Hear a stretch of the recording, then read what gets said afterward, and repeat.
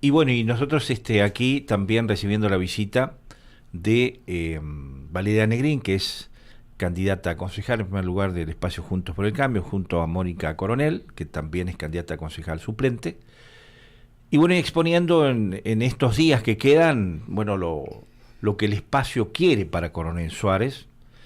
Y bueno, les damos las bienvenidas y queremos, así como en las PASO estuvimos dialogando sobre el Coronel Suárez que pretende Juntos por el Cambio, bueno, en esta instancia ya decisiva, ¿no? Definitiva, que va a surgir a partir de la elección del próximo 22 de octubre, que es lo que quieren hacer en una gestión, digamos, con un intendente como Ricardo Botrosalvi, y también, bueno, como en este caso, ocupando una banca en el Consejo Deliberante, que en definitiva es la voz de toda la comunidad, ¿no? Bienvenidas. Hola Hugo, gracias Cami. Nosotros en principio hablamos siempre de transparencia, pero antes de venir yo hacía un análisis de las diferentes propuestas que hemos pensado siempre en conjunto con personas idóneas. Y también aparece en muchos lugares la concepción del derecho, del sujeto, del ciudadano, y también la ciudad amigable, ¿no? Y pensaba, qué bueno que sea amigable y no sea para amiguismos, ¿no? Porque hoy nos encontramos muchas veces con que en realidad más que amigable es para algunos pocos, para los que están cercanos al poder y para quienes exponemos explícitamente nuestra ideología, alguna de estas cuestiones no tenemos acceso.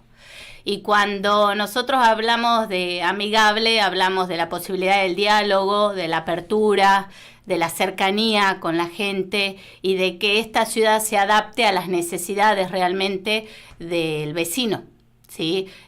A través de la planificación de las obras, de tener en cuenta, por ejemplo, en el área de discapacidad, toda la estadística que nos dé cuenta de realmente, bueno, cuántos sujetos con discapacidad hay en Coronel Suárez, qué tipo de discapacidad hay, para que las obras estén planificadas en función de eso y puedan responder a esta área que estaba bastante, no sé si es el término, pero que un poco no se ve, y de hecho muchos comerciantes tienen lo que producen y venden en las veredas, y esto incomoda para el disminuido visual, por Sí, ejemplo. claro. Sí, claro.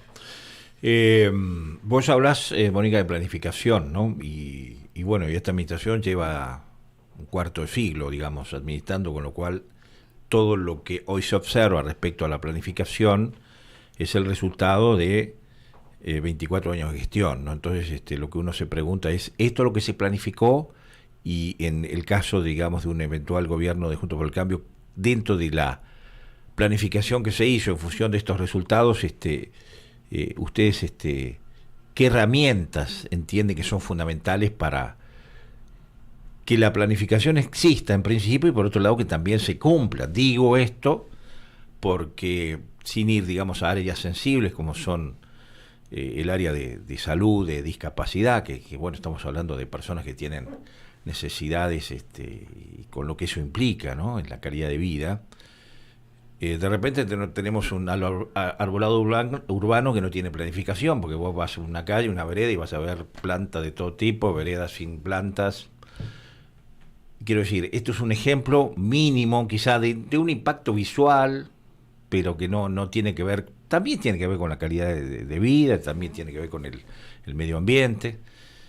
Por otro lado, bueno, el tema del medio ambiente que tanto se habla, y de repente hay que ir a la rotonda aquí del cementerio y darse cuenta del festival de residuos que hay volando por kilómetros alrededor de ese lugar, que además que es sensible. Digo, es tan complejo, digamos, planificar, y tan complejo respetar, digamos, ordenanzas que seguramente existen, digamos, el tema del arbolado urbano, hay ordenanzas que existen, bueno, puede sacar una planta, que no, o sea, de hecho, creo que lo que se ha hecho en materia de planificación lo vemos en el centro de la ciudad, pero digo, lo pongo como ejemplo, ¿no? Después, bueno, cada una de las áreas de mayor complejidad tendrán también que ver qué es lo que se ha cumplido de lo que se planteó como plataforma de gobierno a lo que se tiene hoy día, ¿no? Claro, bueno, buenos días Hugo, Buen buenos día. días Cami y a toda la audiencia. La verdad que yo considero, en primer lugar, Hugo, que la experiencia no hace a la eficiencia de una gestión. Recién bien decías, ¿no? Casi un cuarto de siglo gobernando un distrito y nosotros proponiendo de una forma en equipo y encabezado por Ricardo Gato Salvi, una propuesta que es clave, centrada en una palabra como es la planificación.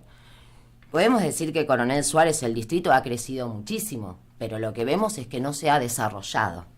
Por ejemplo, en algo tan sencillo como es planificar, ¿sí?, un manual de arbolado urbano, para saber qué especies son las que según el clima, según nuestro territorio, podemos colocar para que se desarrollen.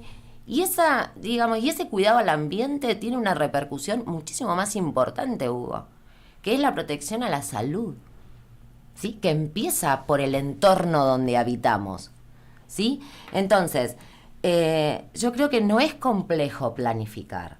Como así también creo que la única manera efectiva y eficiente de que una ordenanza llegue y beneficie a toda la comunidad es si existe un diálogo y una planificación con el Departamento Ejecutivo.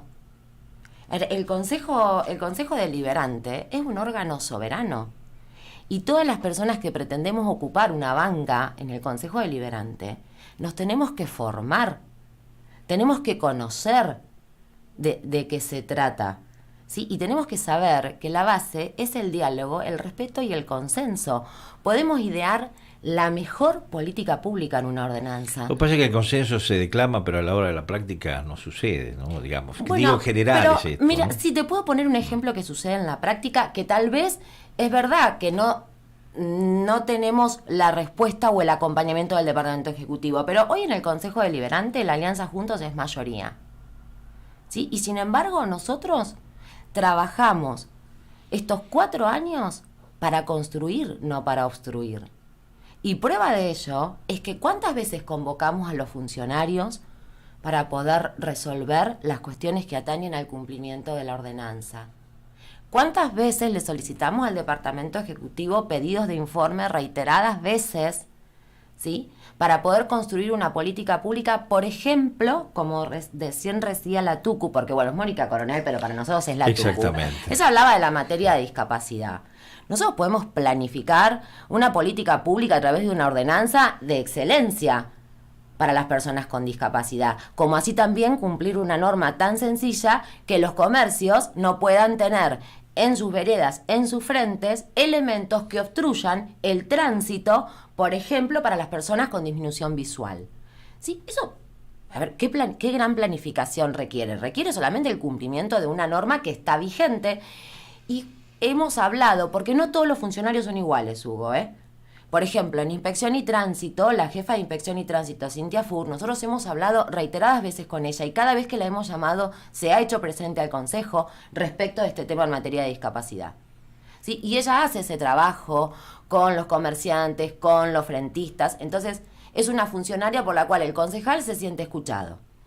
Pero si después del otro lado, hoy nosotros, siendo la mayoría, queremos construir y para eso convocamos al Ejecutivo, bueno, sepan también, ¿sí?, que el 22 de octubre tenemos toda la población la oportunidad de elegir ese cambio, de elegir, de decir, bueno, cuando nosotros requerimos ser escuchados, ¿sí?, estamos seguros que Ricardo Gato Salvi así lo va a hacer. Porque además, Ricardo Gato Salvi hoy es concejal, entonces él padece esa gran oportunidad de poder construir, de poder pensar políticas públicas y de comernos del otro lado un silencio absoluto, una ausencia absoluta que se traduce en indiferencia. Y cuando tenés indiferencia, el Poder Ejecutivo y el Poder Legislativo no van a poder construir mucho. Nosotros nunca abusamos de esta mayoría. Por eso te repito, Hugo, nosotros la usamos para construir, no para obstruir. Y siendo oposición. Y la misma forma vamos a utilizar para trabajar todos los candidatos a concejales si somos oficialismo. Entonces, tiene que ver también, creo que nosotros requerimos ser escuchados todos los ciudadanos. Entonces tiene también que ver con qué distrito queremos y qué intendente y qué concejales queremos para ese distrito, ¿sí? Queremos uno que, por decir que hace casi un cuarto de siglo que está, resultó eficiente en la gestión, o queremos uno como ser Ricardo Gato Salvi, que es un aire nuevo en la política, que tiene formación, que conformó una lista con hombres y mujeres que lo acompañamos, tanto en el Consejo Deliberante como en el Consejo Escolar, algunos con experiencia y otros que se han formado para ocupar estos lugares y que así desearon involucrarse, pero desearon involucrarse por esto, Hugo, por sentir que durante 24 años quisieron proponer cosas para su distrito, para sus localidades, ya sea en los pueblos alemanes, en Huanguelén, en Curamalal, en Pazman, y no fueron escuchados. O queremos un candidato que no le conocemos una propuesta, que ni siquiera sabíamos, porque eso lo escuchamos en la gente, de que no sabía que, por ejemplo, Javier Milei llevaba un candidato a intendente. Y eligieron en las PASO a Milei como una cuestión del fenómeno que es, porque para mí es un claro ejemplo de la antipolítica, y lo eligieron y no sabían que había un candidato a intendente, y hoy esos votos dan lugar a 2 personas que no conocemos a ocupar una banca. Entonces planteémonos como ciudadanos qué consejo deliberante queremos. Y nosotros proponemos, junto con Ricardo Gato Salvi, un consejo deliberante que ante todo se base en poder planificar políticas públicas que el Gato Salvi pueda ejecutar. No nos sirven tampoco las grandes ordenanzas con las letras más lindas y después no se pueden ejecutar. Lo de Ciudad Amigable que dijo Moni recién es una ordenanza que impulsó el Gato Salvi. Y hoy podemos ver 117 millones con carteles divinos puestos en la vereda, en veredas de espacios públicos. Por supuesto que la celebro, porque digo, protege mi salud, mejora la transitabilidad, mejora el ambiente, embellece la ciudad. Pero si tengo una urgencia y caigo en el hospital, creo que prefiero que me atiendan en una plaza. Tengo las habitaciones cerradas, si llueve me mojo. Un gran esfuerzo de la cooperadora para poder lograr las cosas. Y la cooperadora, quienes acompañan a la cooperadora, somos los ciudadanos, que a su vez los contribuyentes de la tasa vial aportan un 10% más que va a equipamiento e infraestructura hospitalaria, que le pusimos, los concejales logramos ese título específico, porque los contribuyentes de la tasa vial no sabían dónde iba ese 10%. Y entonces nos preguntamos dónde está, porque el esfuerzo que hace la cooperadora es increíble. Y ahora todo el sector de oncología mejorado, el tomógrafo que trajeron, el próximo objetivo que tienen.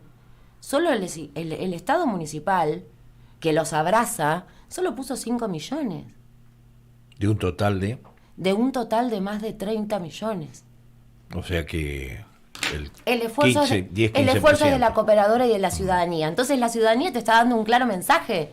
Yo contribuyo y apoyo porque quiero que nuestro hospital esté bien. Porque quiero que si caigo en el hospital, tanto desde la enfermera, desde la mucama y desde el médico que me va a atender de guardia, cuenten con las infraestructuras y las herramientas que necesitan. Esa es una prioridad que propone Ricardo Gato Salvi, toda la lista que lo acompañamos, si somos gobierno. Y eso es decisión política, ¿basada en qué? En una planificación. Lo conocemos al hospital. Ustedes seguramente han tenido ocasión de reunirse con quien es el director del hospital, digamos, en esa ida y vuelta. Sí. ¿Qué es lo que les plantea como realidad de imposibilidad de cumplir con toda la necesidad que tiene la población? En materia de infraestructura, digo, ¿no? En materia de infraestructura, Porque, primero... o sea, pongamos en contexto esto, tuvimos una pandemia donde se invirtieron millones y millones y millones y millones, y resulta que toda esa inversión parece ser que no, volvemos a lo mismo, no fue planificada de cara a un hospital, digamos, que en el mediano y largo plazo haya justificado semejante inversión. Digo. Sí, y eso fue también previo al ingreso y al concurso del actual director del hospital municipal, porque él concursó por la carrera profesional técnico hospitalaria en una etapa posterior a que se habían hecho estos parches para sostener la pandemia, de la cual también el intendente municipal en su discurso de apertura de sesiones dijo que íbamos a alcanzar 150 camas en el hospital con la infraestructura que tenía. Sí, claro. Y hoy, y este es un dato que tenemos reciente, no llegamos a más de 50 camas, entre lo que es pediatría, terapia intensiva, internación. ¿Sí? Tenemos un área de salud mental que verdaderamente durante la pandemia desarmaron desarrollo social, desmantelaron la Casa de la Mujer, ¿sí? En un contexto de violencia hacia la mujer, con estadísticas cada vez más altas, con cada vez más víctimas, mujeres y niños que requerían de esta protección, de este cuidado. Y hoy, cuando vas a entrar a esa parte del hospital, el pasillo ese largo, enorme que hicieron, está cerrado, y el área de salud mental trabaja en 2 habitaciones chiquitas y al lado tiene un archivo y no hay ninguna estructura más. Entonces, esa cuestión nosotros la recorrimos con el actual director del hospital municipal, con Mariano Sein, y también la recorrimos con el subsecretario, con el doctor Gastenegui, y ellos tienen ya sus planos trabajando con obras públicas para poder requerir esa inversión. Ahora, la inversión más grande que tuvo el hospital fue el arreglo del techo, pero algo que es absolutamente necesario. Tuvimos 9 habitaciones cerradas, si no arreglamos el techo... Es básico eso. O sea, no es tecnología, digamos, costosa y difícil de conseguir, sino que es, digamos, o sea, cimiento elemental. Y techo lo tenemos que tener garantizado mínimamente, ¿no? Para después poder trabajar adentro. Así que tenemos esa cuestión, esa fue una de las inversiones más grandes que hizo el hospital ahora, ¿sí? Pero, por ejemplo, el sector de farmacia es el sector que tiene los mismos años que el hospital, o sea, 100 años, entonces es imposible recorrer esa parte. Y eso no es un parche, eso requiere una planificación con infraestructura. El director del hospital ha trabajado en esa planificación con los médicos. Requerimos ahora gestión e inversión. Bien, tenemos la visita de Mónica